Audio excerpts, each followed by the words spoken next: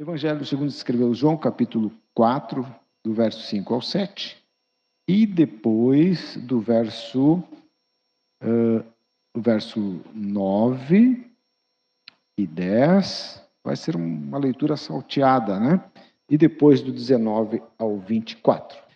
Vamos para a leitura, então. Está ali? Está escrito assim: Foi, pois, a cidade de Samaria, chamada Sicar, junto da herdade de Jacó, que Jacó tinha dado ao seu filho José. E estava ali a fonte de Jacó. Jesus, pois, cansado do caminho, assentou-se assim junto à fonte, e era isso quase a hora sexta. Veio uma mulher de Samaria tirar água. Disse-lhe Jesus: Dá-me de beber. Disse-lhe, pois, a mulher samaritana: Como, sendo tu judeu, me pedes de beber a mim, que sou mulher samaritana?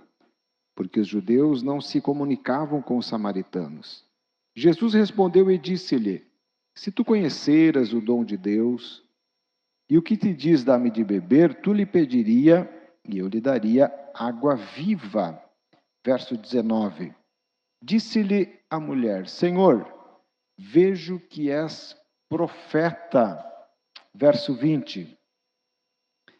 Nossos pais adoraram neste monte, e vós dizeis que é em Jerusalém o lugar onde se deve adorar.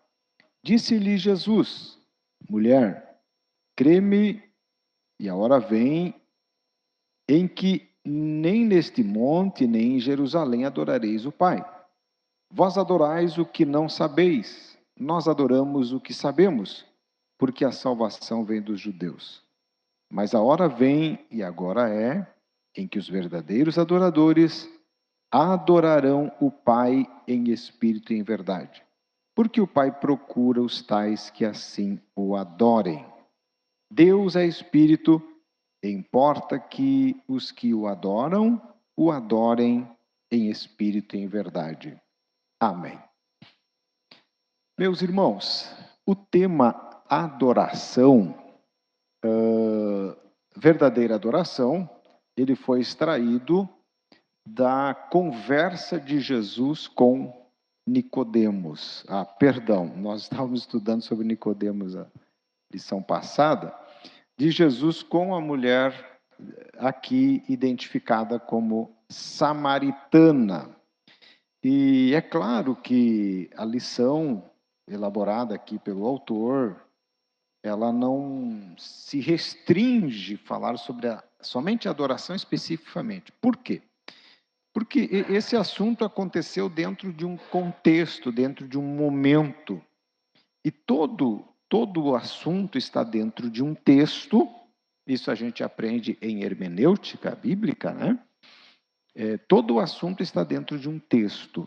E todo o texto bíblico, ele existe dentro de um contexto. Tem um entorno. Ele está sempre dentro de um entorno. E aí tem o contexto histórico, contexto geográfico, contexto cultural, contexto religioso e assim por diante. Então, nós vamos analisar isso dentro deste contexto, tá? Bem, para quem tem a revista, primeiro tópico diz o encontro em Samaria e duas preciosas lições. Muitas lições podem ser tiradas daqui, mas o autor destaca duas. Primeiro, a necessidade de passar em Samaria. Quero que você se situe na história e também na geografia bíblica. O versículo anterior a esse que está colocado na lição diz que Jesus estava em Judeia e decidiu ir para a Galileia. Então, Jesus estava na Judeia e decidiu ir para a Galileia, até porque estava um ambiente um pouco conflituoso ali.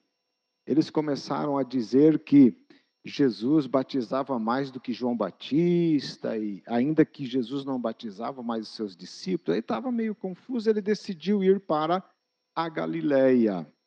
Porém, João registrou que era-lhe necessário passar por Samaria. Havia uma necessidade de Jesus passar por Samaria. Essa expressão, irmãos, era necessário ele passar por Samaria, já nos mostra que não era comum esse roteiro para se deslocar da Judéia à Galiléia ou da Galiléia à Judéia, não era comum eles passarem por Samaria, ainda que era mais perto, mais cômodo, porque ficava em linha reta. Os judeus costumavam fazer uma volta grande para circular da Galiléia até Judéia, ou da Judéia até Galiléia. Eles evitavam caminhar em linha reta para não ter contato com o samaritano. Nós não conseguimos trazer o mapa para mostrar aqui, mas era como você ir a Jaguari, pelo Rincão dos Pintos, aqui é bem perto, né? E a gente costuma fazer a volta lá por São Pedro, porque pega mais asfalto, tal, era algo do tipo. Só que o motivo deles não fazer esse caminho curto é porque havia uma rivalidade entre os judeus e os samaritanos. Agora, irmãos, eu quero que vocês viajem comigo na história bíblica. Alguém lembra que o povo de Israel, ele foi governado por reis. Primeiro reis, alguém lembra quem foi o primeiro rei de Israel? Alguém lembra? Primeiro rei de Israel foi Saul. Depois de Saul veio Davi. E depois veio o filho de Davi, Salomão. E quando Salomão morreu, o filho de Salomão assumiu o reino e não soube governar bem. Ocorreu que houve uma divisão no reino de Israel. Ficou agora 10 tribos para o norte, se chamando Reino de Israel, e 2 tribos para o sul, se chamando o Reino de Judá. Sempre Samaria foi a sede da adoração em Israel. Com o reino dividido agora, Judá tinha Jerusalém. Vocês devem lembrar que aconteceu o cativeiro. Quem aqui lembra que aconteceu o cativeiro? Alguém lembra? Temos pessoas que lembram, né? Pois é, a Síria, ela subjugou o reino de Israel e levou cativo o povo de Israel. E o que ele fez? A Síria foi conquistando o reino do Império Assírio, né? Foi conquistando nações, e para enfraquecer a nação que ele subjugava, ele fazia uma mistura de povos. Então, ficou alguns em Israel, e a Síria pegou outros escravos e trouxe para ali, a fim de que se misturassem aquele povo e enfraquecesse aquela raça, vamos assim dizer. Então, meus irmãos, o reino de Israel, onde estava Samaria, começou a viver uma mistura de povo. Passou 100 anos e Judá, o reino de Judá, também foi levado cativo. Agora não pela Síria, e sim pela Babilônia. Agora vocês estão lembrados de Daniel, que foi para a Babilônia, que teve aquelas visões lá, de Ezequiel, que foi para lá também, etc. e tal. Pois é, o que aconteceu, irmão? Judá foi levado cativo, ficou pouca gente naquela terra. Posteriormente, passado ali 70 anos, eles foram liberados para retornar. Enfim, agora, o que aconteceu? O povo lá de Israel, lá de Jerusalém, eles tinham um olhar de menosprezo para os habitantes da região de Samaria. Por quê? Porque eles eram um povo misturado, não eram puros, racialmente falando, né? Como raça. Havia uma mistura, consequentemente, inclinação, então, a uma prática religiosa contrária. Por esse motivo, eles não se davam. Eles tinham lá o que nós poderíamos chamar de uma rixa. Então, todo judeu evitava o samaritano. Tanto é, irmãos, vocês devem lembrar de quando Jesus pediu para os discípulos irem adiante e pedirem pouso, ele queria descansar em Samaria, e aí os discípulos foram, quando os samaritanos viram que eles tinham a aparência de quem vinha de Jerusalém, eles negaram o pouso. Disseram, não, para vocês não tem pouso, vocês são judeu. E aí os discípulos voltaram até Jesus, revoltado, porque eles entenderam que era um agravo, era uma ofensa muito grande, e eles fizeram uma proposta para o Senhor Jesus. Disseram, Senhor, tu queres que nós oremos para que desça fogo do céu e consuma essa gente, assim como Elias também fez? E aí Jesus disse, não, vocês não sabem de que espírito eu sou. Eu não vim para destruir as almas das pessoas, eu vim para salvar.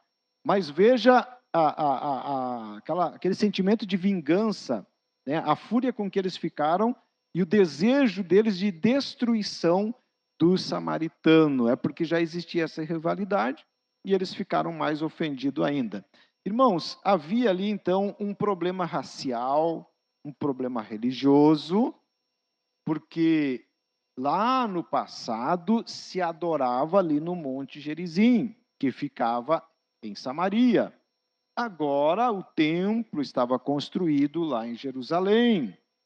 E aí tinha, qual é o local de adoração? Então era um problema racial, um problema religioso e também uma questão política. Tudo isso separavam esses dois povos. Os judeus de Samaria eram uma mistura com outro sangue, enfim, não eram judeus puros, né? Necessariamente. Agora, era-lhe necessário passar por Samaria. Por que Jesus tinha necessidade de passar por lá? Na verdade, irmãos, a necessidade de passar por Samaria é porque havia uma alma sedenta. Havia alguém lá que estava no programa de Deus, estava na agenda de Deus para encontrar-se com Jesus, ouvir Jesus, crer nele e influenciar muitas pessoas. Esse era o propósito de passar em Samaria. Na verdade, Jesus foi sensível à voz de Deus, ele foi sensível a uma questão espiritual, então era uma necessidade espiritual que surgiu para que Jesus passasse em Samaria, o que nós podemos chamar de uma agenda de Deus. Havia uma agenda de Deus. Então, quando a Bíblia está dizendo, era necessário passar por Samaria, por quê? Porque Deus tinha preparado um encontro com Jesus e aquela mulher. Isso é interessante, eu penso que isso nos ensina a gente ser sensível à voz do Espírito Santo para reconhecer estas agendas que Deus tem. Veja, irmãos, tem outras situações em que pessoas foram impedidas pelo Espírito Santo de pregar em um determinado lugar. Por quê? Porque Deus tinha uma outra agenda. Porque Deus tinha uma agenda. estabelecida para eles. Paulo é um exemplo disso.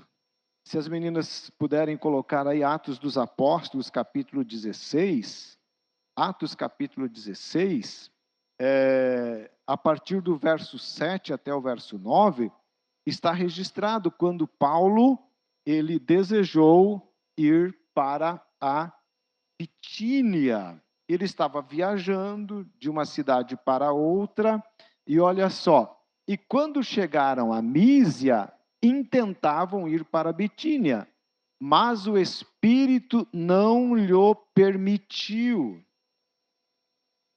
É curioso isso, saber que o Espírito Santo impede Paulo de pregar o evangelho em Bitínia.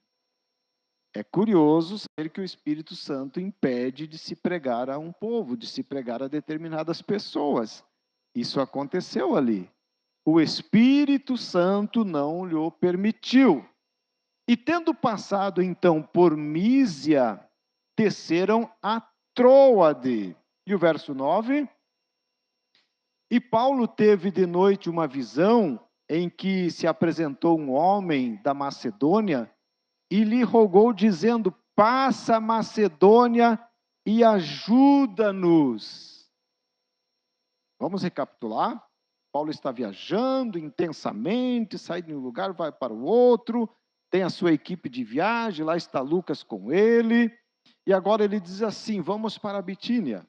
Aí o Espírito Santo disse: não, eu não quero que você pregue em Bitínia. Mas como? O campo é o mundo, mas eu tenho uma agenda. Só que Paulo não teve o esclarecimento de imediato. Ele então partiu em direção a Troade, e à noite aí ele teve uma visão. Nesta visão, um jovem dizia: passa a Macedônia e ajuda-nos. Aí ele entendeu então aonde Deus tinha uma agenda preparada para eles executarem na pregação do evangelho. E aí que ele foi então e chegou na cidade de Filipos. Vou estar despertando a memória de vocês com essa passagem bíblica. Ele chega lá, tinha aquela jovem que adivinhava, ele expulsou aquele espírito, eles foram presos, o carcereiro se converteu, enfim, nasceu uma igreja na cidade de Filipos. Irmãos, isso pode acontecer com nós? Claro que sim. Então eu vejo, irmãos, nesse exemplo de Jesus, era necessário passar em Samaria, porque Deus tinha uma agenda, tinha alguém lá para ouvir a palavra. Que nós, cristãos de hoje, possamos ter esta sensibilidade, e a sensibilidade ela é resultado de uma comunhão íntima com o Espírito Santo. Eu já vivi experiência de executar agendas específicas de Deus, que eu não sabia que existia. Depois que a gente entendeu, não, mas realmente Deus tinha marcado isso, tinha marcado esse momento, tinha marcado esta situação.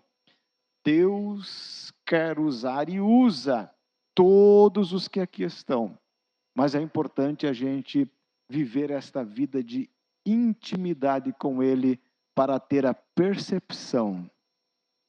Certamente Deus tem algumas agendas lá no seu programa de alcançar pessoas, e que eu e você possamos ser sensível e reconhecer isso. Amém, meus irmãos?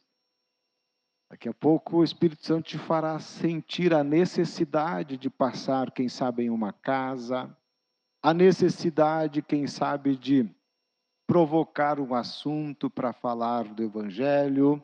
Enfim, Deus tem agendas programadas para nos usar a fim de que pessoas sejam alcançadas com a palavra de Deus. O que nós não podemos é viver indiferente em relação a isso.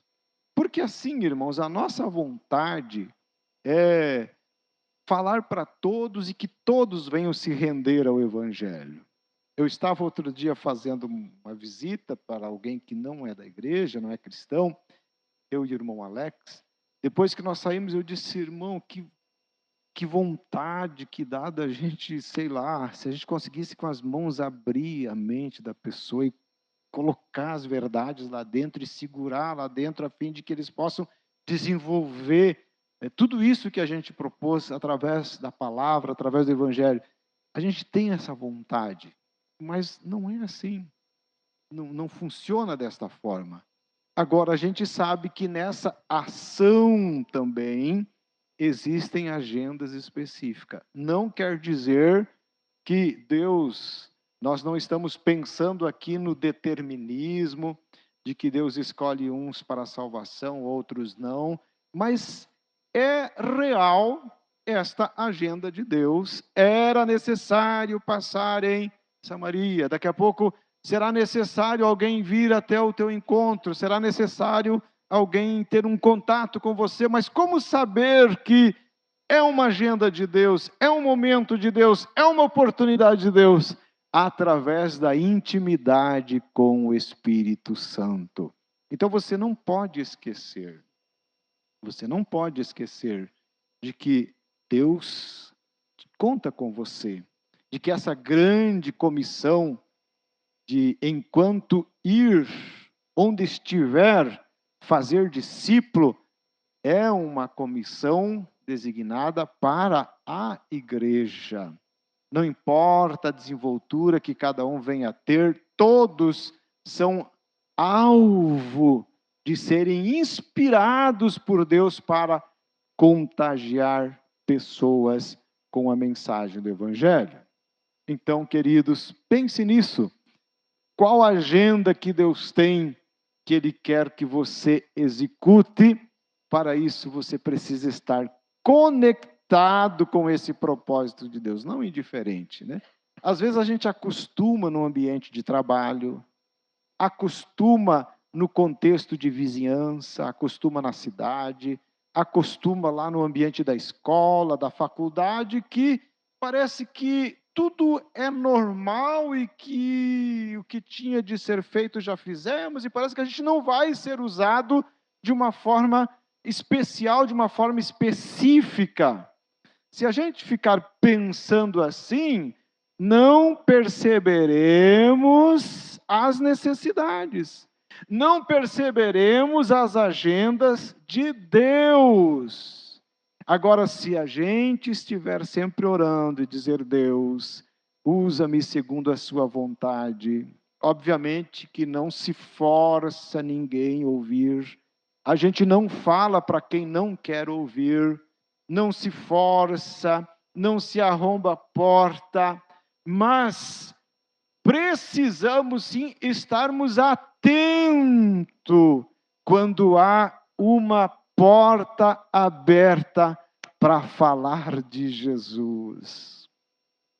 Isso pode acontecer dentro da tua casa, dentro do teu contexto familiar. Claro, irmãos, que é normal que alguém de perto não influencie tanto quanto quem vem de fora.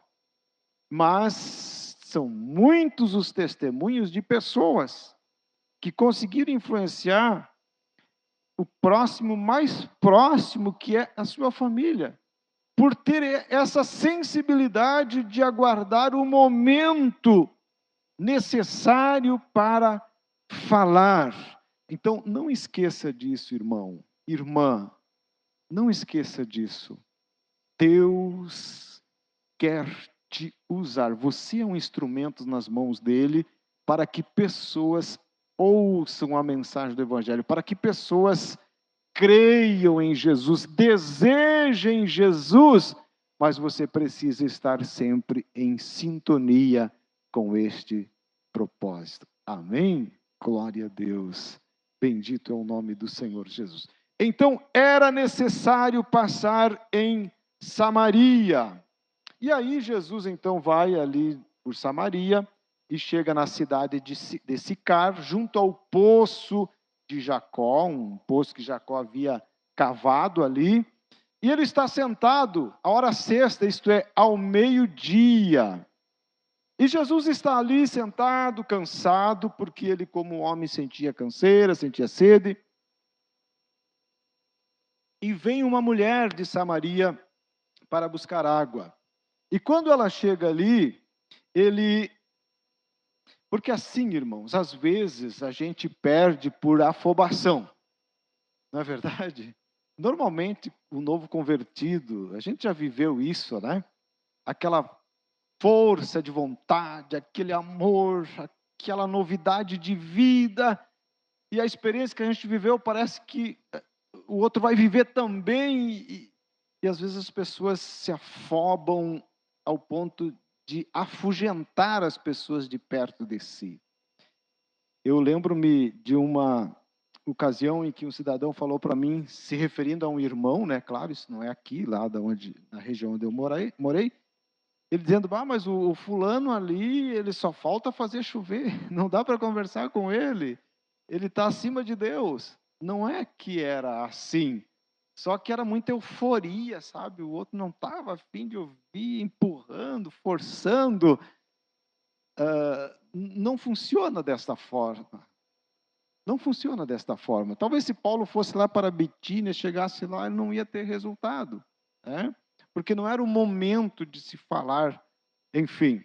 Aí o que acontece, irmãos? O que Jesus fez? Jesus poderia, quando aquela mulher chegasse, ele dizia assim, ei mulher, Deus tem uma agenda marcada para nós. Eu estou aqui porque você é uma alma cansada. Você tem esperança em Deus e serve a Deus de forma errada.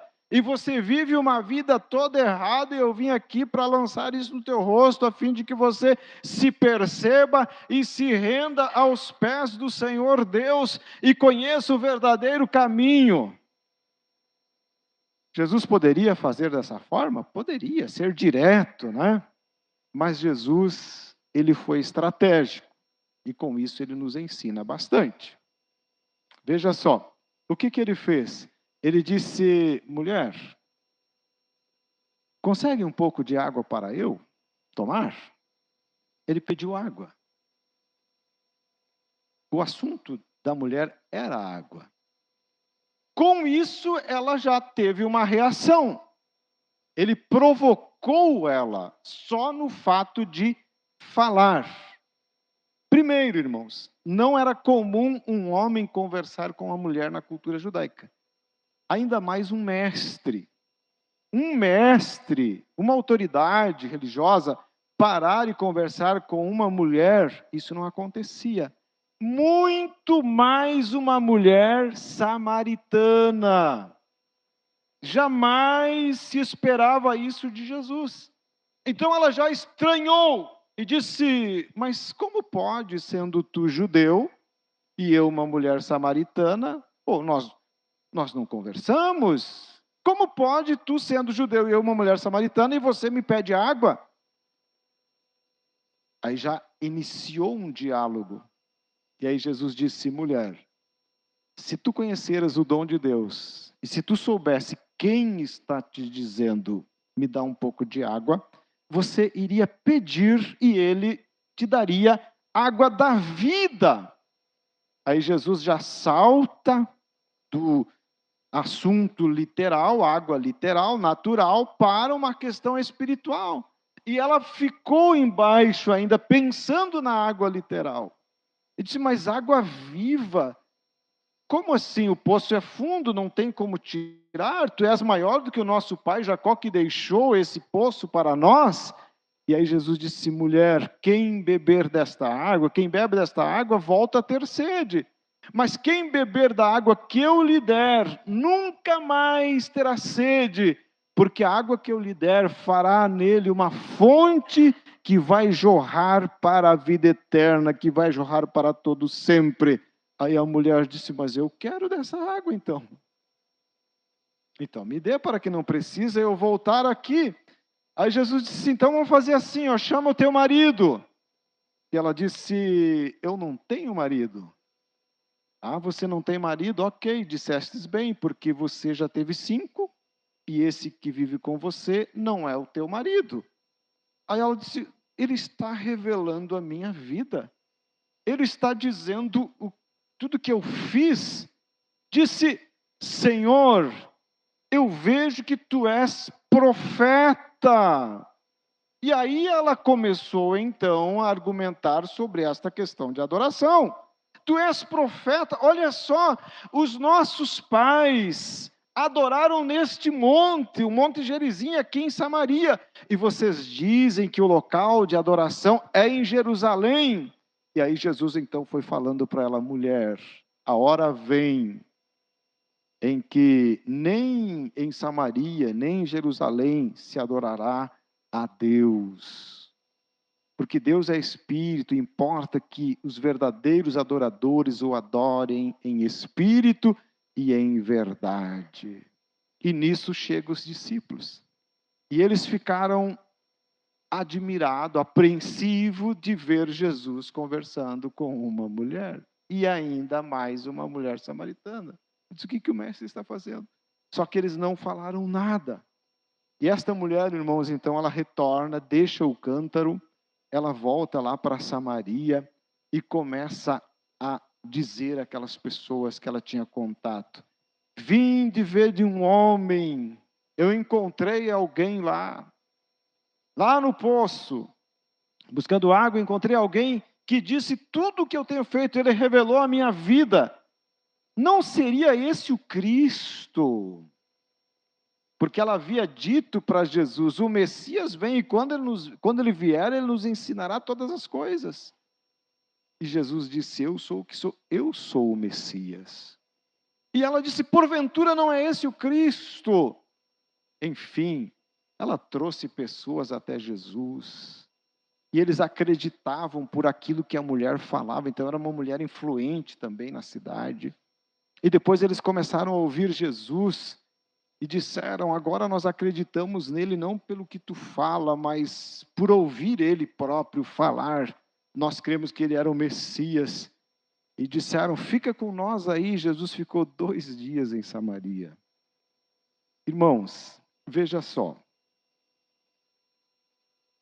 2 lições que o autor fala aqui. Primeiro, é a necessidade do ser humano.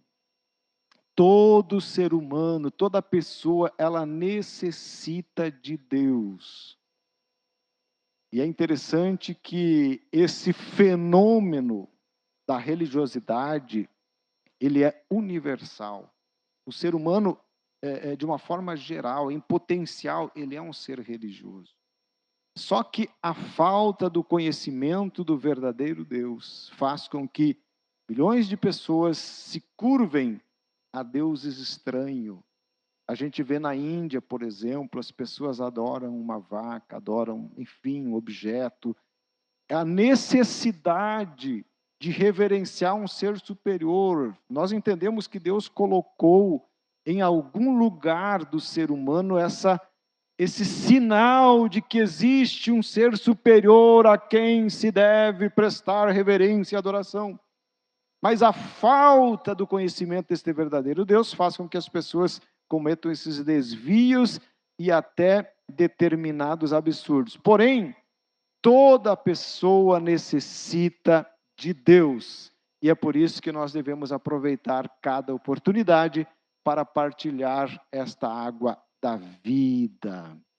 Então, nós não podemos escolher pessoas para testificar de Jesus, não é verdade? Ali, jamais os judeus iam ter interesse de falar para aquela mulher. Jamais iam parar para conversar.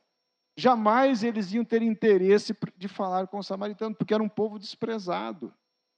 Então, quantas vezes tem pessoas que, diante da lógica humana, talvez não mereciam, não merecem o amor de Deus, não merecem a graça de Deus.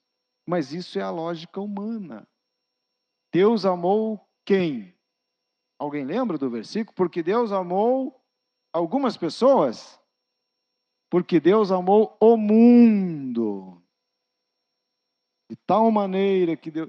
Então, assim, o amor de Deus, ele é dispensado hoje aos mais de 7 bilhões de habitantes desta terra.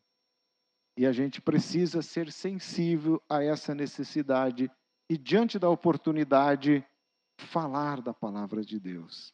Eu lembro de um irmão que periodicamente conversava com uma pessoa, e é uma pessoa que vivia uma vida totalmente desregrada, moralmente, enfim, a vida dele era toda errada, muito incompatível com um ensino cristão. Mas gostava de conversar sobre a Bíblia, perguntar, e essa pessoa se questiona, vem cá, mas será que vale a pena eu estar falando da palavra, eu estar parando, tirando tempo para responder e falar da palavra de Deus para uma pessoa que não toma uma decisão, para a pessoa que segue numa vida toda errada? Irmãos, na verdade, a chance de uma pessoa mudar de vida, ela é muito maior ouvindo a palavra de Deus, alguém parando e respondendo seus questionamentos, do que abandonado como um alvo da pregação do Evangelho. Então, você deve pensar, vale a pena falar de Jesus para essa pessoa? Vale sim. A questão é falar na hora certa. Então, nós não podemos ter preferência. Eu só falo de Jesus para quem anda certinho, que tem movimentos, né, religiosos que selecionam pessoa. Não, você tem uma vida já bem ajeitada, então tu pode fazer parte do nosso nosso grupo, etc. Não, Jesus, ele chama a todos. E esse encontro real com Jesus, ele traz mudança de vida. Foi o que aconteceu com esta mulher, foi o que aconteceu com Zaqueu. Zaqueu, quando teve o um encontro com Jesus, levou ele lá para casa, e ele disse assim, ó, se eu tenho tirado de alguém, eu quero restituir 4 vezes mais. Aí Jesus disse, hoje veio salvação a esta casa. Mudança de vida. Mudança de vida, né? Então, Jesus, com certeza, foi criticado muitas vezes por dar atenção a pessoas que, diante do olhar dos judeus, eram indignos de receber uma palavra, de receber. Mas a verdade é que nós temos que estar atento a todas as necessidades. Agora, irmãos, ela disse, tá, mas e essa questão é em Jerusalém ou aqui? O que o senhor diz?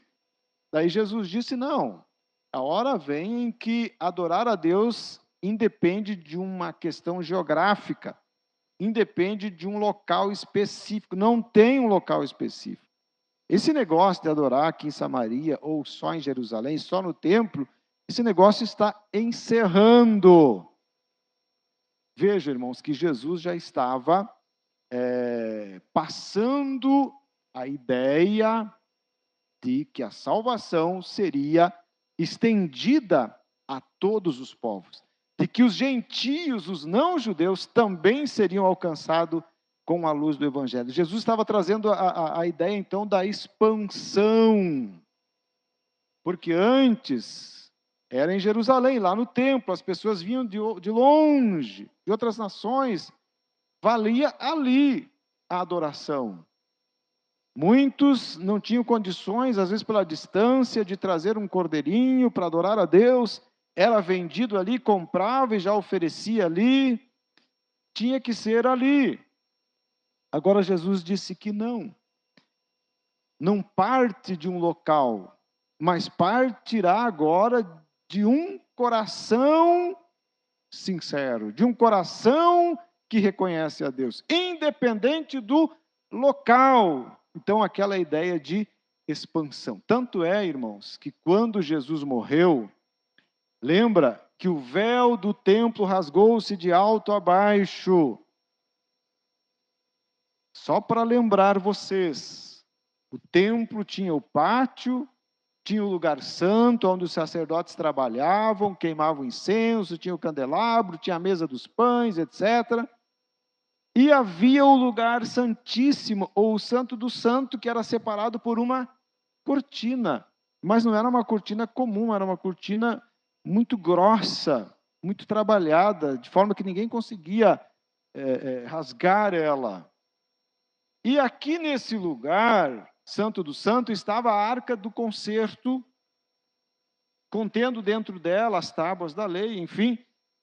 Somente o sumo sacerdote adentrava a esse Santo dos Santos uma vez no ano para representar o povo. Quando Jesus morreu, aconteceu um milagre lá no templo. O véu do templo rasgou-se de alto a baixo. Milagrosamente ele se separou, mostrando que agora o caminho para a presença de Deus estava aberto para todos, estava liberado para todos, e não somente para o sumo sacerdote. Então está dentro dessa ideia de que adorar a Deus, disse Jesus, a hora vem que não vai ser nem em Gerizim, nem em Jerusalém, porque Deus é Espírito, ou seja, Deus não vive limitado a uma cidade, a um lugar. Ele é Espírito e importa que os verdadeiros adoradores o adorem em espírito e em verdade. É por isso que ele disse, Jesus disse lá quando estava no Monte das Oliveiras, prestes a ascender ao céu, ele disse: recebereis a virtude do Espírito e ser-me-eis testemunha, tanto em Jerusalém como em toda a Judéia, Samaria e até os confins da terra. Então Jesus deixou bem claro, Samaria também, vocês vão ser testemunha para o samaritano. É um novo tempo, um novo modelo. Todas as pessoas podem ter o coração transformado e inclinar-se lá longe de Jerusalém e prestar adoração e serem aceitos na presença de Deus. Então Jesus estava mostrando esse caminho a partir então da sua morte. Bem, irmãos, o autor aqui ele traz o conceito de adoração na terceira parte, adoração bíblica, e nós não vamos nos ater aqui em termos hebraicos e gregos que ele coloca aqui, mas a ideia é a simplificação. Mas ele coloca aqui no final do primeiro subtópico, o conceito bíblico de adoração, o seguinte: o que é adorar, né? Uma vez que tem que adorar em espírito e em verdade. Primeiramente, irmãos, em espírito é do mais profundo do coração, lá do mais íntimo do nosso ser, e em verdade. Por que Jesus disse em espírito e em verdade? É porque pode alguém entender, estar praticando a adoração de forma errada, de forma enganada. Então, em espírito e em verdade. A verdade é Jesus. É a partir dele, é em torno dele que se procede a adoração. E esta verdade também, ela é vista como a palavra de Deus. Então, a gente adora a Deus primeiro, lá com do mais profundo da alma, um desejo sincero e orientado pela Bíblia Sagrada. Orientado pela Bíblia Sagrada. Não é o nosso jeito de pensar, mas é comum ouvir as pessoas dizer, tendo fé, não importa no que, tem que ter fé em alguma coisa. Eu lembro-me de um colega de trabalho que dizia para mim, Valdomir, eu tenho fé, e isso é o suficiente. Tu tendo fé, tu pode fazer uma prece a um pedaço de madeira ali, está resolvido, porque tu tem que crer em alguma coisa. Isso é bíblico? Claro que não. Então, em espírito e em verdade, existe um manual, existe um guia que orienta a prática de adorar a Deus. Em espírito e em verdade. E esse manual, esse guia é a palavra de Deus. Então, o autor, ele resume, partindo né, dos termos hebraico e grego, ele faz aqui um resumo. Ele diz assim, ó, em suma, adorar a Deus significa essencialmente reconhecê-lo, render-se e exaltá-lo por tudo que ele é e faz. Veja, adorar é reconhecer a Deus por tudo que ele é, render-se a ele, a gente se rende a ele por tudo que ele é e faz, e exaltar a Deus.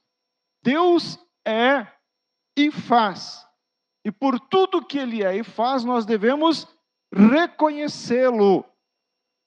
Isso é importante a gente pensar. Adorar é reconhecer a Deus por tudo que ele é. Então veja, irmãos, Deus, ele é o Todo-Poderoso. Deus é onisciente, sabe de tudo e sabe antes. Deus é onipresente, a sua presença enche a terra. De adoração a Deus.